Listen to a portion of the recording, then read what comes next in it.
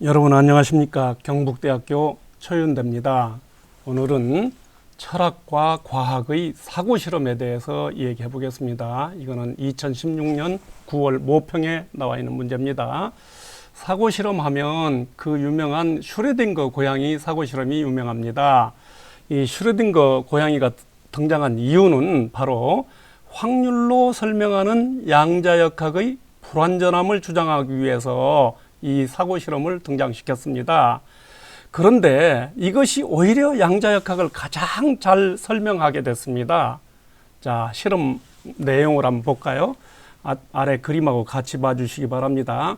이 방에 고양이가 갇혀 있습니다. 그런데 붕괴 확률이 1시간에 50%인 알파 입자, 알파 입자가 1시간에 50%예요.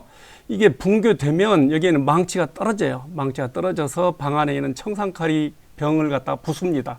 그러면 고양이 죽겠죠. 그런데 문제가 1시간 후에 이 고양이가 죽었느냐 살아있느냐 그겁니다. 그러니까 붕괴 확률이 50%니까 붕괴됐으면 죽었고 붕괴 안 됐으면 안 죽겠죠. 그래서 이 고전역학적인 해석에서는 고양이는 만일에 붕괴됐으면 이미 죽었고 붕괴 안 됐으면 살아있다. 그래서 문은 열어보면 알 수 있다. 즉 결정론적인 입장입니다. 그런데 양자역학적인 해석은 확률적으로 해석하니까 고양이는 죽을 확률만큼 죽었고 살 확률만큼 살아있다. 그러니까 50%만큼은 죽었고 50%만큼은 살아있다. 그러니 죽은 상태하고 살아있는 상태가 공존한다. 중첩한다. 이런 얘기입니다. 이런 해석입니다. 그래서 이런 해석을 보고 슈레딩거가 이 말이 안 된다. 그래서 슈레딩거 고양이를 등장시켰습니다만은 이것이 오히려 양자역학을 가장 잘 설명하게 됐습니다. 요즘 치킨집에 가보면은 슈레딩거 치킨이라고 있습니다. 그 속에는 양념 통닭 50%하고 후라이드 치킨 50%가 이렇게 들어있는 그런 메뉴입니다. 자, 사고실험이라는 것은 가상 각본을 설정한 후에 그것으로부터 어떤 주장을 끌어내는 활동입니다.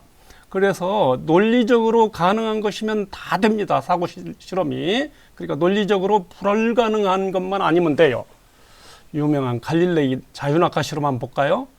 갈릴레이 전에 아리스토텔레스가 있었습니다. 이 아리스토텔레스는 무거운 돌과 가벼운 돌을 떨어뜨리면 무거운 돌이 먼저 땅에 떨어질 것이다. 이렇게 주장했어요. 그래서 갈릴레이가 생각하기를 가벼운 돌하고 무거운 돌을 묶어서 낙하시키면 어떻게 될 거냐? 묶어서 낙하하면 묶이기 전 물체들을 중간 속도로 떨어질 수도 있고 이게 더 무거워졌으니까 더 빨리 떨어질 수도 있다. 답이 두 가지가 나와요. 그러니까 모순이다. 이렇게 주장하면서 아리스토텔레스를 갖다 비판합니다. 철학에서는 데카르트의 그 악마 사고 실험이 있습니다.